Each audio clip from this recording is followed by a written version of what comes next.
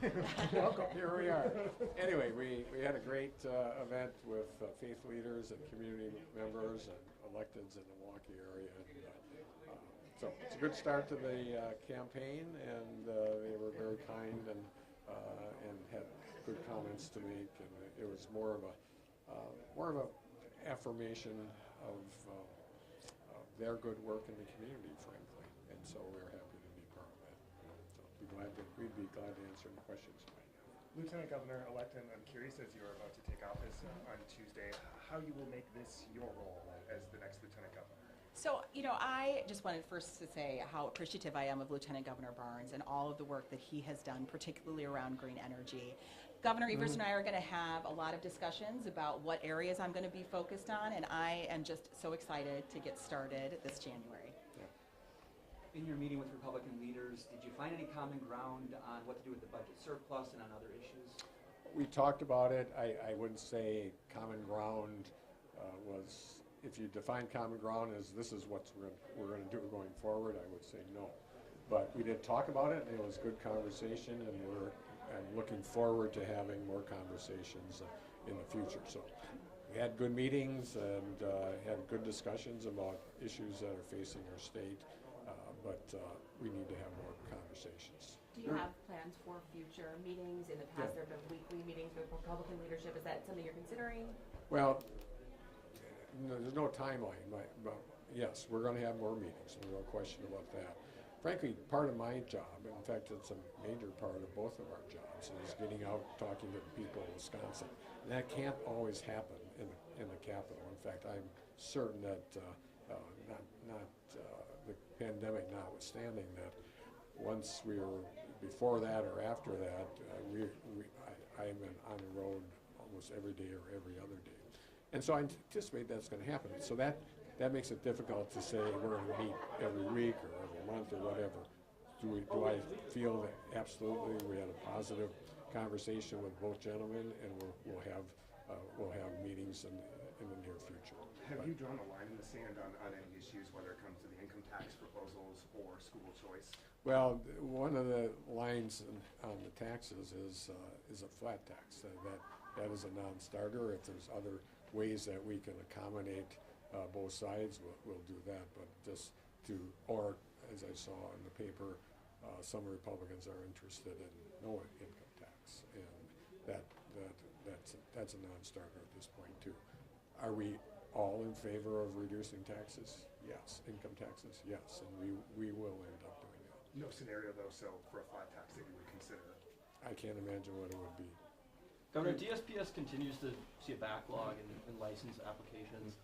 I wonder, in both of your budgets, you wanted an increase in resources for DSPS. Republicans didn't fully fund those. Are you going to put another increase in there to try to address the backlog that is continuing to plague some Wisconsinites? Yeah, and it is something that's really important. We can't have the present situation be the future.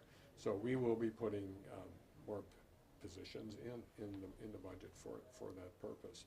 And the frustration that I have around that issue is that agency generates income, and that income should be used to hire, as there's more income, clearly there's more work to be done, and we've asked for people in the past and it hasn't happened. We will be asking again, and I think it will happen this time. In fact, in the last couple budgets, the money that was left over from their good work went to the general fund. And so I think now people understand how important this is as an agency, that we do need to license people before they go out and work and charge money and charge fees. And so we will be asking for more positions. The money will be there. I mean, if there is more positions, then we will get through the backlog more quickly. But we have made some changes already, both in the technology end of things and with moving some people around. And we are close to being where we need to be, but it still is an issue. On your proposal to use some of the $6 billion budget surplus on schools, Republican leaders have countered that they want to see, they're going to invest more in schools. They also want to see expansion of school vouchers. Would you agree to that deal? I'd have to see what it is, to be honest with you. our Constitution talks about public schools, it doesn't talk about any other schools, frankly. And so I still believe constitutionally that's where my effort should be. We'll see what the proposals are. Governor, There's a vigil tonight for homicide victims, another record here. And while a lot of crime is a local issue for the local officials to deal with, have you in your budget proposal zeroed in any more on any public safety help for Milwaukee? Yeah, in our issue around shared revenue, we have a plan that will guarantee some of that shared revenue will be used for public safety purposes, whether it is violence prevention, whether it is hiring more EMTs or police or firefighters. So that is our proposal at the time. We'll see how that plays out. I know Republicans and Democrats have already talked about shared revenue being a priority, and so I think there has to be a solution here. There has to be. Governor, other governors across the country have started to ban state employees from having TikTok on state devices. Do you plan to take similar steps? Laura Kelly, a Democrat in Kansas, just did this. Do you have concerns about TikTok being on state devices? Certainly do, and we've had ongoing conversations with FBI and our Wisconsin Emergency Management. We're close to making the decision, but I also have to put it in this context. Out of the thousands and thousands of state employees that we have, I think there's like 20 or 10, between 10 and 20 people that might have that on their phones. So, but to answer your question directly, we're close to making the decision on that, but we're continuing our conversations with those two institutions. is it fair to say then you are considering a ban on government devices? That's why we're talking to people. Governor, you sounded optimistic after your meeting with Republican leaders, but when it comes to your priorities for the new term, are there areas where you think there's going to be a deadlock or areas where you expect the most pushback from them? Don't know yet. Do I think that infrastructure is something both sides care about? Yes. Broadband, yes. And so I think there's a number of places that we can find common ground. So those are the areas we talked about, and so we haven't got to the point where they're going to say no way, or I'm going to say no way. Governor, in terms of how you govern and how you work with lawmakers, Democratic and Republican, are you hoping to change anything in your second term from? Well, I think people after the last election have made it relatively clear that the constant barrage one way and the other way doesn't make them feel very good. Doesn't make me feel very good either.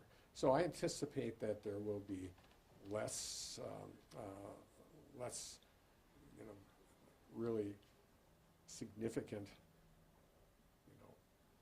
discussions that will lead to horrible outcomes. I think we're going to try to reach common ground when we can, and if we do disagree, hopefully we can do it more with less rancor. I think people want that. Who doesn't? I mean, that's not my DNA. But last 4 years was difficult, and the Democrats are still in a significant minority in the legislature. So it is, will I be vetoing some bills that they'll be angry about? Absolutely. But it's my job. That's what people elected me to do, so I will do that. What'd you get for Christmas? Thanks, everybody. What did I get for Christmas? Clothing. when you're married for 50 years, and there's nothing really quite clever, so most of it's clothing. So, thanks a lot. Thank you, Thanks, Governor. everybody. Governor, we're going to go this way. We're gonna